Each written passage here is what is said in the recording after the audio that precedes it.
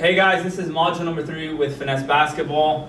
Again, if you watch all these videos, if you take notes, you will literally be better than 95% of coaches. This is 15 years of professional coaching knowledge that I'm giving away to all of you guys as a part of our team, okay? So module number 3 is about what constitutes a successful season versus an unsuccessful season, right? So, super simple. For me, what a successful season is how much did your team progress, okay? So, we'll use the green, okay? Right?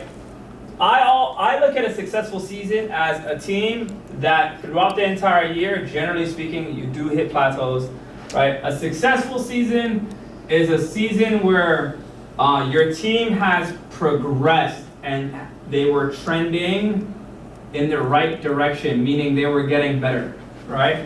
And what I mean by this is your team getting better as a unit, so as a team in terms of their team success, how they're playing, the continuity of your offense, how well the kids are able to communicate, their energy, their effort, the IQ, the reads that they're making. How much are we getting better as a team, right? And then the second thing is, how much is all of your players getting better?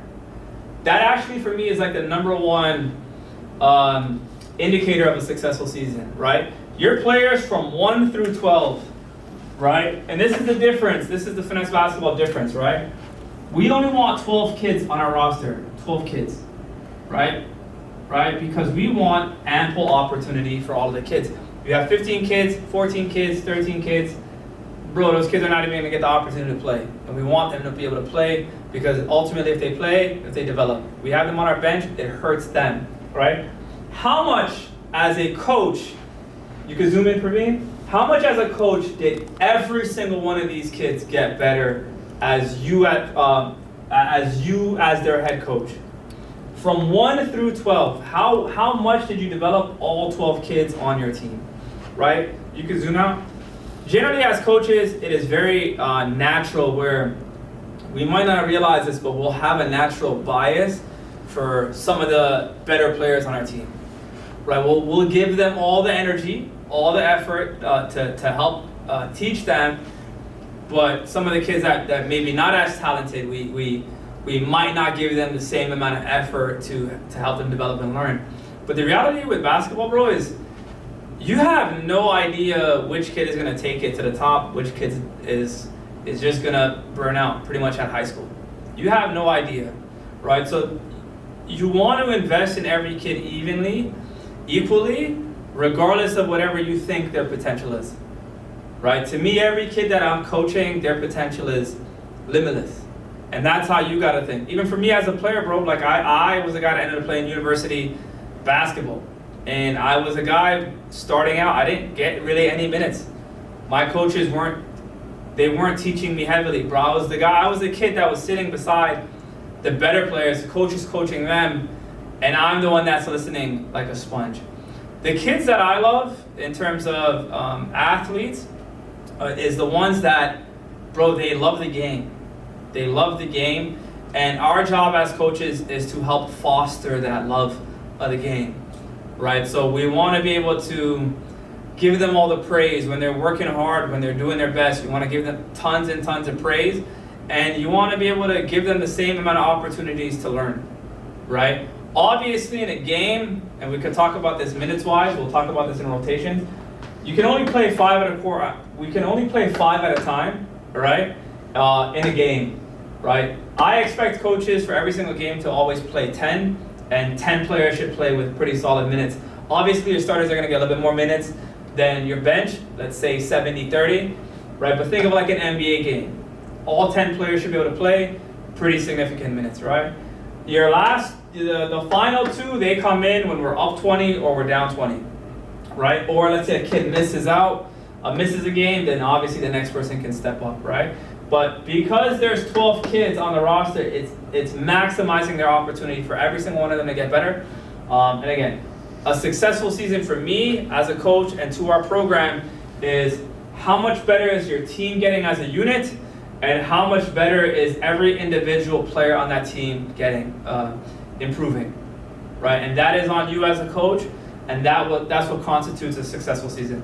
An unsuccessful season, right? An unsuccessful season would be a team that is trending downward, right? So let's see, a team that's trending downward, just like this here.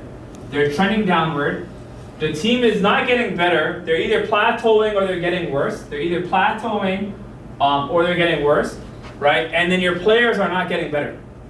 If your players are not getting better, that means, number one, even with Finesse basketball, these kids get like 4 training days a week.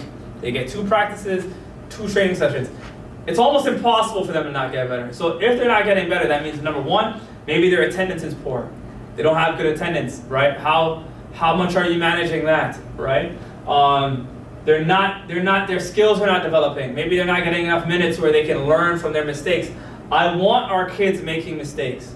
When a kid makes a mistake on the court, as long as they're giving me those 3 core principles, as long as they're giving me high energy, intense effort, and high level communication, I'm not going to deduct minutes because they make a mistake. We want them to make mistakes. Mistakes are normal in basketball. They're going to happen. I'm going to praise them for the positive things and the things that they're not doing the best. It's okay. We're going to learn through that, because them making those mistakes, beginning of the season, middle of the season, almost even late in the season, that's going to prepare you to win in the playoffs, right? So a team that is unsuccessful is trending downward, right? The coach doesn't have control of his team. Maybe the coach is losing he's losing the locker room, where the players are not willing to listen as much, right? Individually, the kids are not getting better. That is a very unsuccessful season, and those are seasons we cannot have, because again, right, a team that is trending upward is more likely to retain their talent. A team that is trending downward is more likely to lose that particular talent. And then if you're a coach and you're losing talent, that's not a good look, and it makes it very difficult for us to keep that particular coach, right? So winning obviously helps retain talent, but also giving something the parents can look forward to, something to grab onto. Maybe they're not winning all their games, but they're getting better. They're doing better. They have something to hold on to. Parents want to stay in those situations, and that's the kind of environment we want to promote. So that is module 3. What is a successful season versus what's an unsuccessful one?